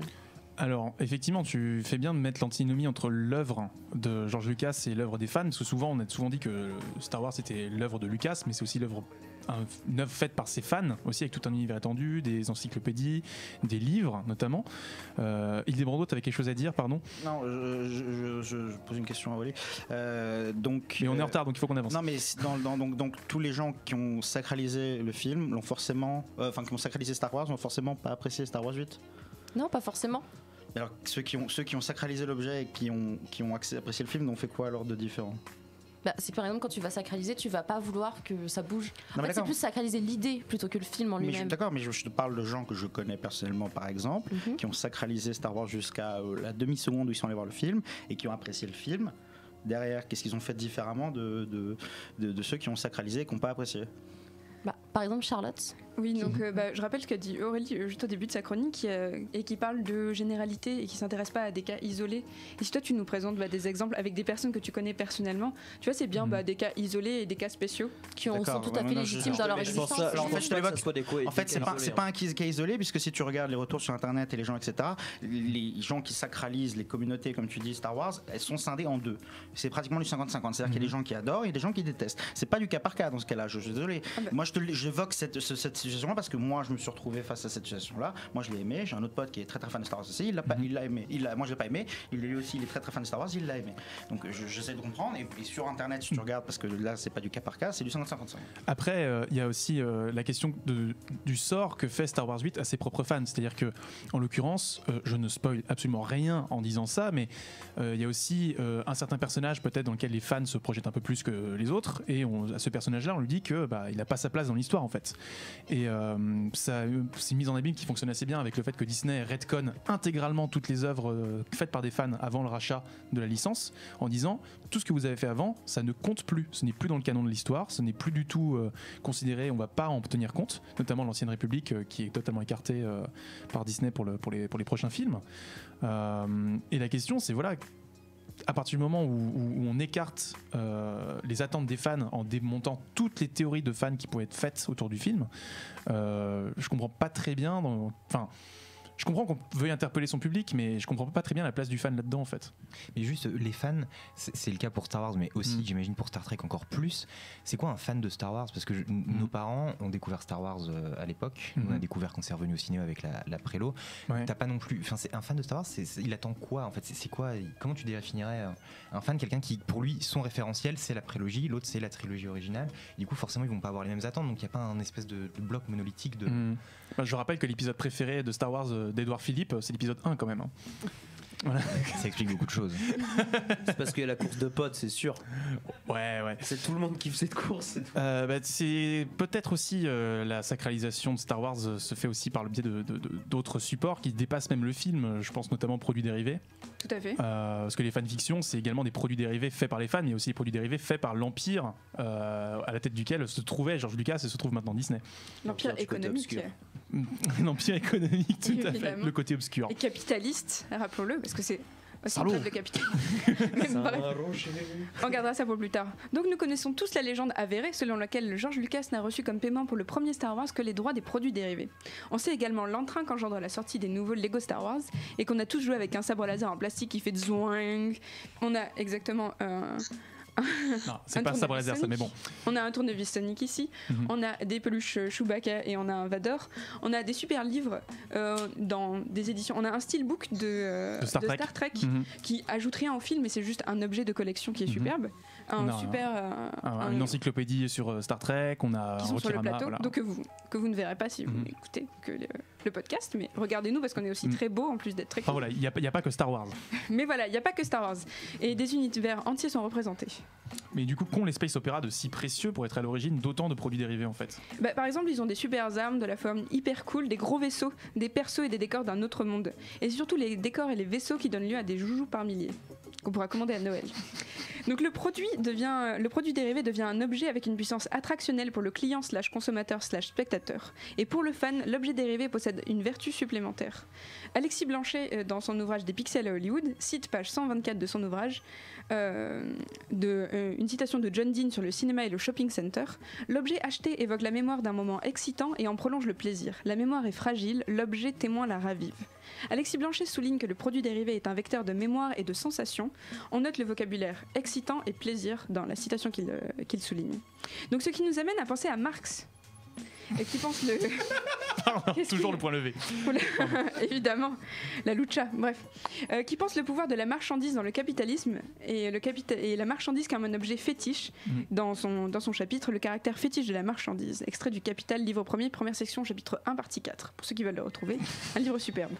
Il décrit une table qui danse devant le consommateur comme pour le tenter de craquer devant les goodies inédits qu'on nous présente au supermarché. Et est-ce que tu peux nous décrire plus précisément comment sont ces jouets? Mais oui, la matière principale de ces produits dérivés est le plastique via les Lego, les sabres laser, les figurines et les masques. Et le plastique n'est plastique, c'est-à-dire malléable, que du côté industriel de la production. Il permet de reproduire et de créer des formes très diverses avec des couleurs très vives. Il peut sans problème représenter tout un TARDIS ou les formes courbes d'un USS Enterprise, tout aussi particulières et précises soient-elles. Roland Barthes parle du jouet dans sa mythologie, avec toute une petite section dans la page 65 de l'édition 2014. Il déplore l'abandon progressif, qui était progressif en 1957, qui est complet aujourd'hui, du bois pour le plastique dans la fabrication des jouets. Le plastique ne s'use pas mais se casse. Il possède des angles vifs, une froideur chimique qui est à l'image des univers détraqués, vitrés, métalliques, et des petits boutons qui font bip bip bip partout, de tous les décors dans les sagas de Space Opera. Et du coup, avec le nouveau Star Wars, on a de la nouvelle faune, de nouveaux vaisseaux, de nouveaux personnages. Ça donnera forcément des nouveaux produits dérivés. Oui, et on aura donc de nouveaux objets fétiches, des objets de culte, des reliques de films, des nouvelles idoles à contempler. Le problème, c'est quand ces artefacts ne représentent qu'une culture blanche, masculine et hétérosexuelle. Et quand Star Wars devient le symbole d'une culture masculine, on se rappelle de la boy culture d'Henry Jenkins, qu'on a déjà présenté plusieurs fois, où je m'inscris pas automatiquement en tant que fille et dois prouver ma légitimité. Mais si tous les produits précédents des space opéras représentent en majorité un entre-soi des hommes blancs cisgenres, ce ne sera pas le cas de ce Star Wars 8. On pense au temps qu'a mis notamment Disney à sortir des produits dérivés, des poupées de Rey, et il a parlé de trahison. Il y a aussi le fait que Kylo Ren n'incarne plus l'idéal de la masculinité militarisée. Est-ce que ce serait pas parce que le film ne représente plus les privilèges de cet entre-soi masculin dont vous faites partie en grande partie autour de ce plateau, que vous avez des résistances envers lui? Alors... D'accord complètement avec cette analyse, mais on en avait déjà parlé, Charlotte. Alors, qui se lance? Moi je suis passe-plat et j'ai pas envie de casser les assiettes tout de suite. Juste rappeler quand même que l'héroïne Rogue One a une héroïne et l'épisode 7 a une héroïne et la trilogie avait Leia et la prélogie avait quand même Padmé. Et Battlefront 2 a une héroïne aussi. Comment ? C'est pas beaucoup. Bah si quand même. Quand tu compares aux autres personnages du film, ça fait pas beaucoup. Non, mais c'est juste Ça fait parce que un de base, par ils ont- film. Non mais oui mais c'est pas un personnage secondaire, c'est un Rey ou Jyn Erso, enfin c'est des personnages centraux dans. Mais c'est toujours Et que un Princesse personnage. Leia, Padmé. Elles sont toutes seules. C'est toujours un personnage qui correspond à un idéal en fait. En plus, c'est pas du tout. Après- C'est justement ça le problème. C'est qu'il pourrait y avoir aussi des personnages secondaires qui pourraient être très importants et qui pourraient être des femmes. Et bah ça c'est tout le mythe de la Marissou et on a une amie avec Charlotte qui travaille dessus et qui dit notamment que les critiques qu'on va faire par exemple à Rey en disant qu'elle représente le personnage en plus qui est parfait, c'est bizarre car on la fait pas à Luke alors qu'il a exactement les mêmes caractéristiques et qu'on va justement critiquer le Si, Luke, personnage. c'est le de Rey. personnage parfait. Oui mais il est pas critiqué tant pour ça. Mais Regarde. Rey non plus. Rey, on dit qu'elle est super puissante et tout ça, mais alors elle vient à peine d'avoir la force et elle est déjà trop forte. En fait, je pense que le problème ne vient pas du traitement du personnage de Rey, mais plus du traitement de la Force en tant que telle. C'est-à-dire que la Force devient un vecteur de ta gueule c'est magique. Je vais pas penser à la scène ta gueule c'est magique ultime dans Star Wars 8, qui est J'ai encore mal. Il y en a deux. Non, mais je pense à la première. J'ai encore mal. Mais C'est magique la force. mais Ça l'a Les toujours midi-chloriens. non, mets pas les midi-chloriens sur la table s'il te plaît. Mais oui, enfin disons que si tu veux, Mais dis-toi, tu fais le malin, tiens. Non, moi en fait je comprends pas juste. Oui, je suis d'accord. Moi je comprends pas. En fait, Merci. je vais pas jusque là quoi. Je vais pas aller chercher ça. Pardon. Effectivement, c'est vrai.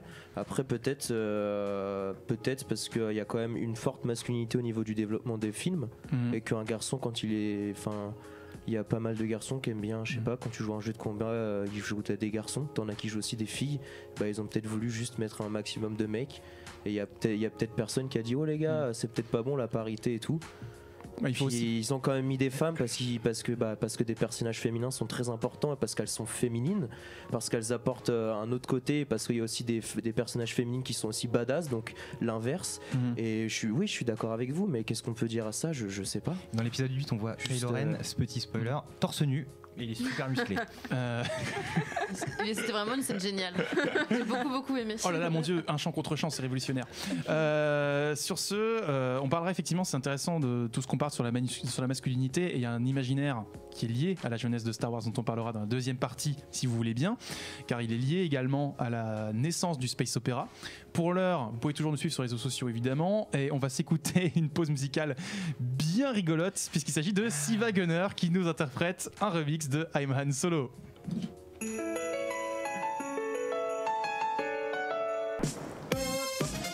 Le générique, c'est fantastique. De retour sur Hyperlink. On a parlé de Star Wars pendant très longtemps. C'était la guerre des étoiles et la guerre sur le plateau. Les guerres, il y en a plusieurs effectivement. Et ce qui est assez intéressant, c'est qu'on a fini sur l'idée que si Star Wars 8 a peut-être trahi une partie de son public, c'est parce que peut-être qu'il démystifie certaines légendes très hétérocentrées, très masculines, très militarisées. Et effectivement, c'est peut-être aussi un moment où Star Wars cesse d'être le space opéra qu'il a été jusqu'à maintenant, parce que le space opéra peut-être que c'est un prolongement, j'avais vu ça dans une vidéo de Rafik Djoumi, du western. Et le western, c'est quoi sinon la boy culture poussée à son paroxysme, quoi.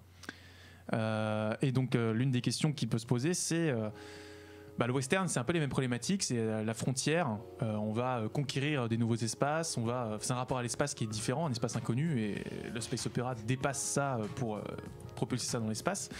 Maintenant la question, Star Wars, l'espace est forcément une source de conflit et de guerre, mais il y a peut-être l'opportunité d'y voir également un espace de rencontre, et c'est là que je me tourne vers Lorraine qui sourit depuis tout à l'heure, parce que tu vois bien où je veux en venir. Bah oui, parce qu'on a parlé de Star Wars, mais on n'a pas parlé de Star Trek. Et on va peut-être arrêter de parler de Star Wars d'ailleurs, s'il vous plaît, parce qu'il y a plein d'autres alternatives. L'espace ne se raconte pas que via Star Wars. Bah non, surtout que dans Star Trek, ce qui était intéressant, c'est l'idée que dans les années 60, dans le contexte des années 60, on explore de nouveaux mondes étranges, on découvre de nouvelles vies, d'autres civilisations, qui sont en fait des moyens, enfin des réflexions sur des utopies possibles, sur comment est-ce qu'on pourrait vivre mieux dans nos années 60, 70. Et donc du coup, voilà, se frotter à de nouvelles cultures sans a priori, ou en tout cas avec un a priori pas forcément hiérarchisé, quoi. C'est ça. Et surtout qu'ils ne sont pas censés entrer en contact avec ces gens, plutôt les observer et voir comment est-ce qu'ils vivent et comment est-ce qu'ils survivent avec leur politique, leur économie, les trucs qui leur sont propres en fait, et pour remettre en question tout ce qui pouvait se passer dans le contexte géopolitique des États-Unis à cette époque-là. Alors oui, forcément la guerre froide, on est obligé d'y penser. Également l'essor des Suds avec les pays en développement, on imagine bien que... Enfin moi je connais très mal Star Trek, mais voilà, je vois que tu opines du chef, donc je dis pas de conneries. T'es très poli. Voilà. C'est ton émission, hein. Tu peux me dire si je dis des bêtises. Elle va te défoncer juste après, juste attends. Voilà. Ça va bien se passer. Non mais voilà, après il y a une question, c'est que l'exploration des utopies dans un format de série, peut-être que c'est un peu redondant. Qu'est-ce qui justifie la longévité de la saga en fait? C'est que quasiment chaque épisode c'est une nouvelle planète, c'est un nouveau monde. Ils sont confrontés constamment à des nouvelles réflexions en fait, et même à des peuples qui sont pas forcément développés de la même manière, pas forcément à la même époque, et pas du tout avec les mêmes moyens en fait. Moi il y a un épisode que j'aime énormément, qui est complètement situé dans les années 20. Parce que la colonie qui était dans cette planète juste avant, qui a dû partir en vitesse, a oublié un bouquin qui est l'histoire d'Al Capone. D'accord. Donc en fait ils l'ont pris comme Bible et ils se sont dit tiens, on va faire toute notre vie par rapport à ce bouquin. Génial. Et c'est un épisode absolument incroyable. Heureusement que c'est que ça, Al Capone, hein. Ça aurait pu être bien pire au final. Tu te dis, mec, ils trouvent un livre, ils ont dit oh putain, mais c'est génial, venez, on fait tout comme eux. Quelque part ça remet aussi en question la Bible. Oui, bah oui. Et il y a toujours un aspect à la religion, de toute façon. Mais du coup, est-ce que tu as des aliens déguisés en Kevin Costner et en Sean Connery? Non. Non, mais c'est des aliens con forme humaine. D'accord. Donc, okay. Mais ils sont tous avec leur fedora, leur mitraillette et leur vieille bagnole. Ah, j'ai bien envie de regarder. C'est assez incroyable. Et tu parles de quelle série? Excuse-moi, quelle année? Non, mais parce que de Star Trek. Non, mais laquelle? Parce que moi, tu vois. La série originale. D'accord, la toute première, celle avec les cartons. La seule. C'est ça. D'accord. La seule, l'unique. Non, pas celle de J.J. Abrams, non. Visiblement. Il y en a eu d'autres aussi. Excuse-moi de t'avoir. Il y en a une qui est diffusée actuellement. Oui, sur Netflix. Ils ont fait une femme, le héros principal. Oui. Oh. Et ils ont détruit Star Trek. Mais bon, c'est pas lié. Heureusement, c'est une femme au rôle principal. Star Trek avait été déjà dispo avant. Ouais, voilà. Un peu facile. Hey, capitaine, il a coulé mon Enterprise. Il y avait d'autres alternatives. Oui, Charlotte, tu voulais intervenir. Quelque chose qui est très intéressant dans Star Trek, donc avec ce schéma de rencontre à chaque épisode, c'est aussi la rencontre avec la figure de l'autre. On voyage pour rencontrer des extraterrestres à des millions d'années-lumière, et au final, est-ce que ce serait pas pour savoir comment se comporter avec son prochain, qui est parfois la personne qui est juste à côté dans la vie réelle, et donc dans une Amérique des années 60 qui sait pas vraiment comment se comporter avec l'autre, et qui vient d'un siècle d'histoire toute neuve des États-Unis, avec beaucoup de problèmes de racisme, etc. Les années 60, c'est aussi les modern rights, les civil rights movements. Dis-toi. Mais je pense que ça, c'est un petit peu justement, on parlait d'une définition du space opera. Je pense que c'est un petit peu une de ces définitions. C'est en fait, c'est partir à l'exploration de mondes nouveaux pour en fait réfléchir sur sa propre condition humaine et les relations sociales qu'on a avec les autres. C'est toujours comme ça. Dans Star Wars, il y a des histoires d'amour. Il y a des relations avec il y a le coup de l'élu. En plus, il y a un peu de religion. Il y a toujours en fait des relations sociales. C'est l'un des principaux en fait arguments des space opera en fait. Aurélie, tu voulais dire quelque chose à par ce sujet? rapport à tout ça, on peut se demander, attention, ça ne demande pas une réponse catégorique, est-ce que le space opera a encore lieu d'être? Avec comment est-ce qu'on est devenu des individus hyper connectés, hyper modernes sur plein d'aspects? Oui, parce que justement, au contraire, là c'est genre une question basique qui est l'amour. Enfin, il y aura, que tu sois connecté ou quoi, il y aura toujours des relations sociales. Justement, parler avec quelqu'un sur Facebook est une relation sociale. Et puis, je veux dire, c'est pas parce qu'on a des iPhones que ça va empêcher Chemina de conquérir Mars, tu vois. Non, mais tu vois ce que je veux dire, quoi. C'est que quoi qu'il arrive, même si on a des technologies de communication qui sont différentes, l'arrivée d'un autre, si tant est qu'il existe dans l'espace, va nous forcer à nous remettre en question nous aussi, tu vois. Et à partir de là, le space opéra a toujours lieu d'être, à mon avis. Mais ça marchait les premières fois, est-ce que ça marche encore maintenant? Alors, c'est aussi une question. C'est moi, c'est là où je suis embêté avec Star Wars 8. Parenthèse, après on avance parce qu'il y a d'autres séries à traiter. C'est que voilà, T'avais dit qu'on arrêtait. Si on souligne l'obsolescence, non mais si on souligne l'obsolescence, je ne vais pas parler que de Star Wars 8, mais si on souligne l'obsolescence de certaines séries, est-ce qu'il y a ça encore lieu d'être de les faire continuer pour raconter autre chose alors qu'on pourrait tout simplement raconter de nouvelles histoires et entrer dans le 21e siècle et voilà, si on fait table rase, autant être honnête, arrêtons de faire continuer des séries tout simplement pour vendre des jouets parce que c'est plus facile. Tu vois, c'est en cela que peut-être tu as une petite arnaque qui est en train de se faire. Mais effectivement, tu as cette question de l'altérité et de l'exploration. Ildebrando, pardon, tu veux dire quelque chose? L'altérité de l'exploration qu'on retrouve aussi dans Doctor Who, par exemple. Énormément. Et c'est là que je fais du bruit avec le petit bâton, c'est ça? Voilà. Dont tu es fan, je crois. Oui, j'adore vraiment Doctor Who. Et il y a un épisode qui est très intelligent, qui découvre une société qui vit sous terre. Excuse-moi, Ildebrando. Ah non, pas du tout. On part sur autre chose. Y a pas de... Bon, on fera ça en conclusion si tu veux. Non, je n'ai rien à dire. Alors, avec une race d'humanoïdes qui ressemble à des lézards qui vivent sous terre et qui en fait donc le docteur les rencontre et il se rend compte qu'ils étaient là avant les humains et qui dit que mais le destin de la Terre c'est d'être partagé entre les humains et cette autre race. Et donc la problématique c'est mais les humains en fait sont pas prêts à partager leur planète, ils sont pas encore assez ouverts d'esprit. Et donc par contre l'épisode lui c'est une grosse claque à être soyez ouverts d'esprit parce qu'il y a des gens qui sont différents de vous déjà dans la société aujourd'hui et il faut pas les repousser. Alors ce qui est intéressant avec Doctor Who, c'est que ça aborde la thématique de la guerre de manière extrêmement traumatique, parce qu'on suit littéralement l'itinéraire du dernier survivant de son espèce. Enfin, sans spoiler évidemment, voilà, hein, du dernier survivant de son espèce, qui va voyager à travers la galaxie et le temps avec son TARDIS, donc avec son vaisseau spatial, pour justement être un peu l'arbitre des conflits qui vont éclater à travers l'histoire. Et on va toujours suivre le docteur dans son exploration des personnages, des êtres humains à différentes époques, des êtres humains dans le futur aussi, d'autres espèces tout simplement.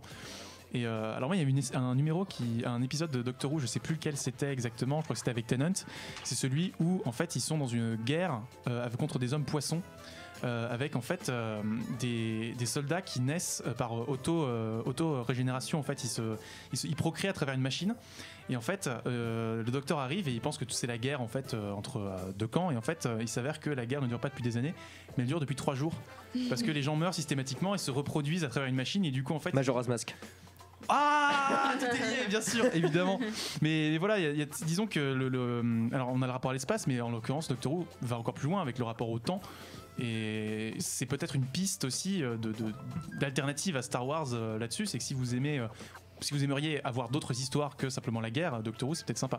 Aurélie. Et surtout au rapport à l'autre, Doctor Who il y a toujours le compagnon qui est humain et donc qui découvre en fait ce monde, alors que le docteur il arrive, il connaît tout le monde, il connaît tout, il présente en fait. Et qu'il y a c'est Rick and Morty. Rick et Morty est un gros clin d'œil à Doctor Who, ouais, tout à fait. Est-ce que c'est un space opéra? Un peu. Ouais. Un peu. Rick et Morty, c'est un peu un space opéra. Hein. Après, voilà, qui peut développer autant du plateau? Parce que je suis pas à jour sur les gros. On n'a pas le temps. J'ai pas. Ildebrando peut-être. Non. Non, ok, très bien. Vous on pouvez avance. nous le dire dans le chat. Vous pouvez nous dire sur le chat, évidemment. D'autres licences, ce qu'on parlait de tout à l'heure de la rencontre, mais il y a également des rencontres dans Mass Effect, avec notamment différentes espèces, et notamment la possibilité d'avoir des relations, cette fois-ci, pas hétérocentrées, justement. Ben non, mais c'est juste que BioWare. Tu voulais parler de jeux vidéo, donc. Non, mais BioWare a fait son jeu comme Star Wars, comme il voulait le faire après avoir fait les KOTOR et les Old Republic. Mais il reste quoi aujourd'hui de Mass Effect? Je parle pas d'Andromeda, je parle des 3 premiers. Il reste simplement un super scénario, des polémiques stupides et stériles, et puis voilà, le jeu a beaucoup de qualités, mais je sais pas en fait en tant que Space Opera quelles sont ses qualités propres. Il reprend beaucoup de code, il crée rien vraiment de particulier. Pour moi, j'ai beaucoup aimé le jeu, mais je vais pas trouver de qualité incroyable non plus dans le renouvellement d'un genre, par exemple. Donc une bonne adaptation. Donc le jeu vidéo n'a pas encore peut-être son œuvre qui permettrait de faire avancer le space opéra dans No Man's Sky. Ah. Non, mais c'est parce que du coup le space opéra c'est quelque chose de difficile. Faut que tu aies un scénario plus que béton. Il faut que tu aies un univers de milliers de choses, de véhicules, de personnes, de planètes et tout. Et forcément, dans un jeu vidéo, c'est difficile à faire parce que ça demande énormément de travail. Ça va forcément déjà te faire un jeu de base qui va être long. De base, parce que sinon tout ce que tu as créé à côté ça sert à rien. En plus du coup tu te rends pas compte d'un univers énorme. Si t'envoies, enfin tu peux l'imaginer, tu peux te dire oui je te montre que ça et t'imagines le reste. Mais par exemple voilà No Man's Sky là pour te dire c'est genre l'espace, c'est genre vas-y t'y vas, il y a rien au bout. Là pour le coup là t'as quelque chose d'assez innovant, c'est que tu peux y aller, vas-y. Tu peux découvrir ce que tu veux. Il y a des trucs qui sont générés procéduralement, vas-y. Tu découvres tout ce que tu veux et tu te fais un kiff. Tu voyages, voilà, tu peux rencontrer des gens et tout. Quitte à faire ça, autant jouer à Elite Dangerous plutôt que No Man's Sky, c'est mieux. Et alors là, forcément, je suis désolé autour du pot, mais je vais forcément devoir en parler à un moment. Star Citizen. Voilà, je savais qu'on allait y venir. Qui se lance? Bah pourquoi pas? C'est très prometteur, effectivement. Mais... Ça serait bien que ça sorte. C'est très prometteur. Voilà, c'est prometteur. Et pour le coup, ça pourrait être un jeu qui renouvelle vraiment beaucoup l'approche qu'on pourrait avoir du space opéra, mais moi j'y crois pas trop quoi. Mais dommage que Sébastien soit pas là pour en parler. Il aurait pu défendre le titre mieux qu'on pourrait le faire là, mais à voir. Hein. C'est-à-dire que peut-être l'interaction pourrait se faire cette fois-ci entre les joueurs et vraiment qu'on observe des phénomènes sociologiques à l'échelle d'une communauté de joueurs et que du coup on en voit disons dans un monde persistant on en voit les conséquences et on puisse avoir un petit peu l'étude sociologique qui pourrait être faite là-dessus, je ne sais pas. Mais le problème c'est que quand tu as eu des mondes persistants en ligne comme ça, c'est généralement mal fini. Ouais. Mais là, c'est en fait ce que je trouve intéressant, si tu veux, c'est que le rapport au territoire c'est directement, on rentre dans une logique d'accaparement, c'est-à-dire que voilà, le premier truc qu'on te vend sur Star Citizen, là, récemment, il y avait, ils disent, tu vas pouvoir acheter des parcelles de terrain. Non, c'est du financement caché sous couvert de. Oui, c'était déjà le cas dans Star Wars Galaxy où tu pouvais avoir des villes gérées par les joueurs où tu achetais des terrains. Non, mais c'est pas ça. Et si tu peux acheter ton terrain là actuellement, tu peux l'acheter contre de l'argent réel pour financer le jeu. Ce sera disponible, tout sera possible de le faire gratuitement. C'est juste que, encore une fois, c'est pour gagner du temps. C'est pour gagner du temps par rapport à la sortie du jeu. C'est pour gagner du temps aujourd'hui. C'est-à-dire qu'aujourd'hui, tu n'as le droit d'entrer dans le jeu que si tu le finances directement, parce que de toute façon, il n'est pas fini. Donc, il faut que tu aies vraiment envie d'aller jouer à un truc qui n'est pas fini. Mais il y a une dimension qui est sûre, qui est possible. C'est-à-dire que c'est une dimension qu'on n'a jamais vue. Le jeu prend l'échelle de Elite Dangerous, mais en la multipliant par 1000 parce qu'il permettra l'action totale libre entre les joueurs et tout. Enfin, forcément, ça va être n'importe quoi normalement. Mais oui, effectivement, ça va encore prendre du temps. Je pense que voilà.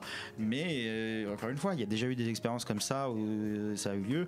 Généralement, les choses n'ont pas très bien fini dans le sens où l'homme retombe dans ses travers parce que les travers reprennent le dessus dans des communautés comme ça qui s'auto-entretiennent et quand une fois que le conflit est étonnamment 150 fois plus fort que l'alliance. Donc par exemple, toi tu as une vision plutôt pessimiste des choses, tu dirais par exemple non, c'est pas ça, c'est que on cherche à attribuer au space opéra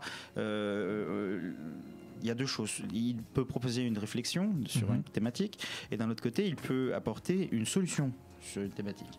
Et la solution étant qu'il va donc, par son scénario, choisir de comment les choses devraient se passer. Est-ce que c'est bien, est-ce que c'est mal? Mais il choisit une direction, comment ça se passe, est-ce qu'il faut que ça ait lieu, ça ait pas lieu, ce genre de choses. En se prononçant sur beaucoup de choses. Mais c'est pas du tout la même logique. C'est-à-dire que tu imposes quand même une réflexion, un choix, une direction. Tu émets une opinion que tu ne vas pas forcément justifier derrière. Et aussi, depuis tout à l'heure, je vous parlais beaucoup de space opéra pour Star Wars. Je pense que Star Wars n'est pas un space opéra. Simplement parce que ça commence en disant dans une galaxie fort lointaine, il y a bien longtemps. Tous les space opéras dont vous parlez sont des choses qui se situent dans le futur de l'humanité. Star Wars ne se situe pas dans le futur de l'humanité. Doctor Who ne se situe pas dans le futur. Pas du tout. Doctor Who est... c'est un point, c'est dans quelle mesure est-ce que le space opéra est de la science-fiction? Tu vois, il y a peut-être aussi des limites là-dessus. Mais non, ce que je veux dire, oui, si tu veux, mais c'était pas pour lancer ce débat-là. Ce que je veux dire, c'est que je pense que c'est plus de la fantaisie. On n'aura pas le temps de le faire, hein, de toute façon. Non, c'est juste ce que je veux dire, je pense que c'est juste plus de la fantaisie qui a lieu dans l'espace. C'est-à-dire que c'est juste une distanciation. Simplement une distanciation pour aborder des sujets qui résonnent effectivement avec des sujets qui sont soit d'actualité, soit des problèmes un peu plus intemporels, on va dire, mais que comme le Seigneur des Anneaux peut le faire, comme plein de choses peuvent le faire, sans vouloir être un space opéra qui lui est dirigé par encore des codes qui sont ceux de la série B, tu vois, c'est... Et alors, vu que l'heure tourne, je suis désolé de t'interrompre. On va peut-être donner une dernière fois la parole à Lorraine, parce qu'il y a une série qui est très présente sur ce plateau et dont on n'a pas encore parlé, et qui pourrait peut-être proposer une autre représentation de l'espace au cinéma dans les années qui viennent, si Denis Villeneuve a le champ libre pour ça. Ce serait Dune. Oui, Oui, Dune, œuvre science-fiction assez importante quand même. Et surtout qui ne se passe pas forcément dans notre futur à nous et qui est un peu assez proche de Star Wars en fait. Dans le fait que c'est un empire aussi, et que ce ne sont pas des personnages qui sont... ils nous représentent nous plus ou moins, en tout cas ils représentent une alternative à un monde dans lequel on vit, quoi. Et Dune, alors vu que les années sont passées et que le film de Lynch a été un petit peu oublié par certaines personnes, est-ce que tu peux nous résumer un peu ce que c'est? Oula. Non, voilà le pitch de base, allez. Oulala, Dune. Il y a du sable, il y a des étoiles, il y a des vers géants, et c'est déjà bien. C'est ça, il y a des vers géants, il y a des gens qui ont les yeux très bleus. D'accord. C'est aussi dans le bouquin. Oui, très bien. Il y a des gens bizarres, surtout. Et surtout, il y a une réinterprétation très prometteuse de Dune qui arrive. Oui, c'est Villeneuve. Oui. Villeneuve, ça serait bien. Non, on peut pas dire que ça serait bien. Ça peut être intéressant. Mais non, je sais pas, parce que Blade Runner 2049 a quand même un petit peu. Non, on va pas recommencer ce débat-là. Non, mais je dis ça. Non, c'est peut-être la réception de Blade Runner 2049 va peut-être peser sur l'avenir de Dune. On ne sait pas. On referme ce grand débat. On s'est un peu perdu dans les étoiles, je dois l'admettre, mais faut dire que le sujet est quand même assez vaste et qu'on a essayé d'être aussi exhaustif que possible. On avait prévu un petit point sur le space opéra à la française, malheureusement on n'aura pas le temps de l'aborder. Je ferai peut-être un petit article dessus du coup pour la semaine prochaine, ça pourrait être intéressant. Pour l'heure du coup, on va resserrer un petit peu les rangs, on va resserrer l'espace, on va revenir à l'échelle de ce plateau si vous voulez bien, car c'est l'heure du quiz musical. Et donc, quiz musical en bataille rangée. Nous avons donc un habillage qui est fantastique. C'est les rebelles. Voilà, équipe rouge, équipe on est les méchants. bleue. Ouais, Voilà. cool. Vous êtes voilà, donc nous avons Charlotte, Hildebrando et Lorraine dans l'équipe bleue qui est donc l'équipe rebelle, et Alexis, Aurélie et Titouan, pardon. Je sais pas pourquoi je dis Tristan. Je sais pas. C'est son anniversaire, Tristan. C'est son anniversaire. Joyeux anniversaire, Tristan. Joyeux anniversaire, Tristan, on t'embrasse. Du coup voilà, l'équipe rouge, équipe Empire. Ce quiz s'intitule donc Graines de Star. Il y a donc Star dans le nom de la réponse. Et graines.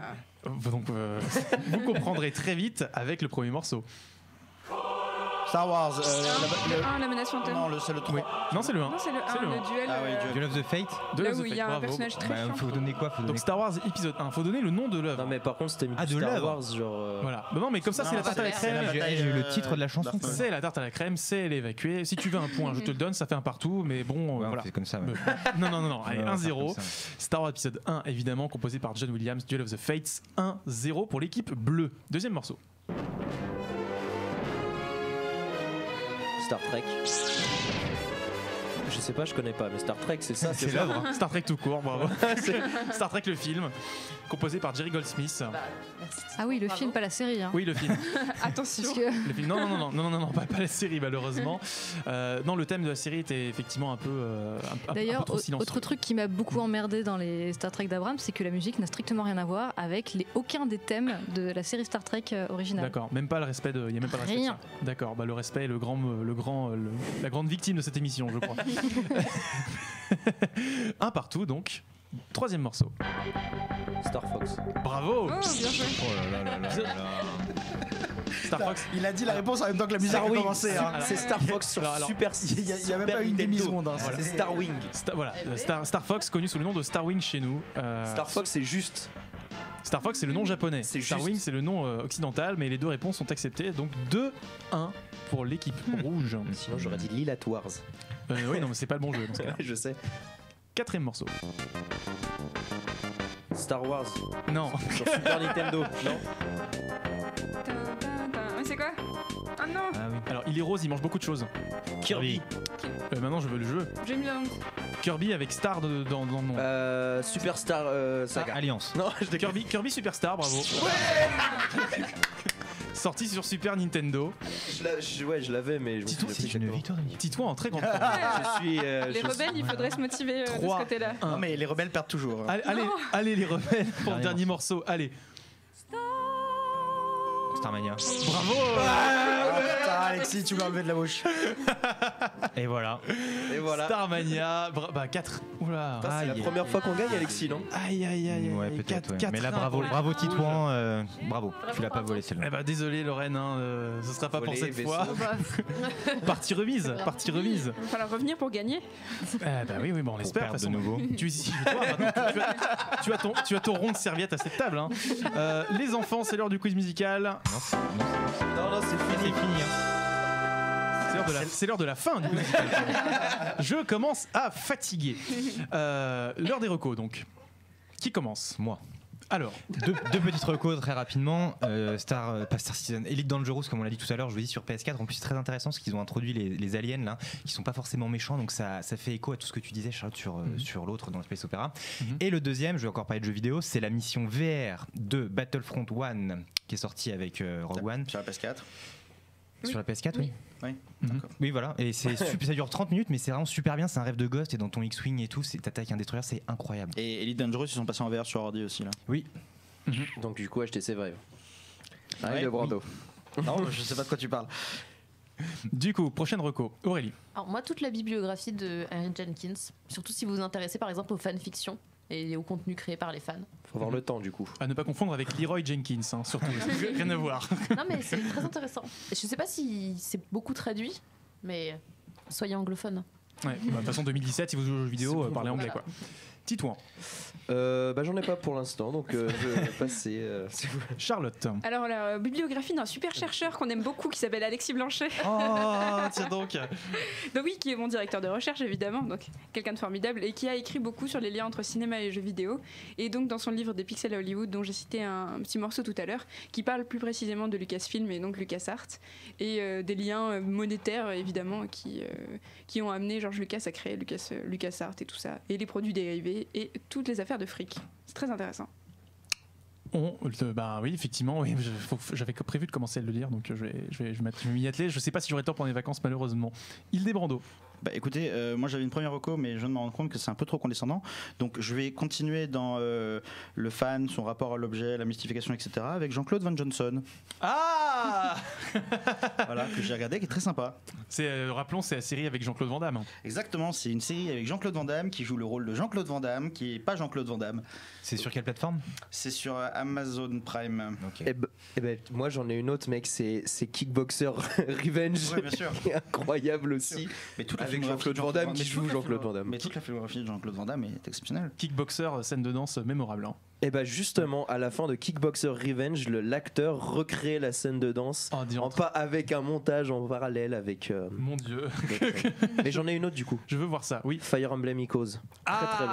Bah ça, on en parlera abondamment. C'est par terre, ça ne bouge plus. On en parlera abondamment dans l'émission consacrée au jeu de l'année, peut-être. Oui, tout à fait. C'est sûr, je vais en parler. Ah bah fantastique. Lorraine. Regardez Star Trek. La série originale. Regardez quoi La série originale, surtout l'épisode 17, saison 2. Oh. Dont tu nous as parlé. Dont je viens de vous parler. D'accord. Et il y en a un autre, j'ai oublié il me semble qu'il est dans la saison 2 aussi. C'est un épisode qui critique un peu la guerre, où en fait les gens sur une planète vont directement se suicider pour remplir un quota. Voilà. D'accord.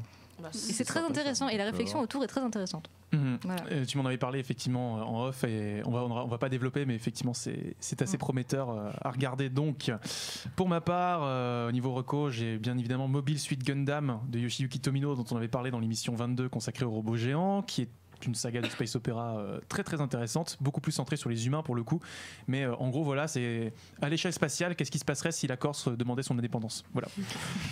c'est vachement intéressant. Et puis également forcément, si on commence à parler des rapports avec les aliens, et ben Gunbuster absolument fantastique, Macross aussi du Remember Love, deux œuvres fondatrices du mythe des robots géants et qui questionnent notre rapport à l'autre, notre rapport au vide aussi. Est-ce que ce vide spatial nous rappellerait pas un petit peu le vide que nous avons en nous? Plein de belles thématiques pour les fêtes, donc c'est tout pour ce numéro, comme disait ce bon vieux guerrier chinois. C'est la fin des choux. Et c'est la fin de ce numéro. Merci à tous pour ce débat enflammé. On espère que vous avez apprécié cette émission. Il faut faire des grosses annonces, s'il te plaît. Oui. Il y a une émission de Noël qui arrive. Oui. Qui dit Noël dit cadeau. Oui. Beaucoup de cadeaux. Oui. Écoutez, Évidemment, parce qu'effectivement vous avez peut-être pas remarqué, mais on n'a pas fait de jeu concours sur les 2 semaines précédentes, et c'est qu'il y a une raison. Oui, mais c'est pas juste 2 semaines de jeux concours. Parce qu'on c'est 150 semaines de jeux de concours qu'on propose. Pour voilà, la semaine prochaine. C'est de la folie, c'est du grand n'importe quoi. C'est un chèque de 10 000 balles. Non, ça t'as pas le droit de le dire parce que c'est pas vrai. Alors l'émission, 10 centimes, peut-être. l'émission de la semaine prochaine sera donc l'émission spéciale Noël. On va donc vous parler de nos jeux de l'année, de nos films de l'année, de nos séries de l'année aussi, mais surtout on va vous faire plein de cadeaux. Vous allez jouer avec nous en direct sur toute l'émission. Avec un guest star de qualité. Avec un guest star de qualité. On ne spoile pas. On ne spoile pas. On ne dit rien. C'est bon, émission de Noël. Émission de Noël, a priori vous savez où on se dirige. Merci à tous de nous suivre sur les réseaux sociaux, hyperlink_RVL, également sur Twitter et sur Twitch. Sur iTunes aussi, lâchez plein de petites étoiles, c'est le moment, c'est Noël, c'est la guerre des étoiles sur iTunes aussi, 5 c'est encore mieux. Plein de bisous, à la semaine prochaine. Ciao. Salut. Jeux vidéo, BD, manga, séries et cinéma de genre. L'actu Pop & Geek, c'est dans Hyperlink, votre cocktail de bulles et de pixels, avec Karel et son équipe, tous les dimanches à 16h, en direct sur VL.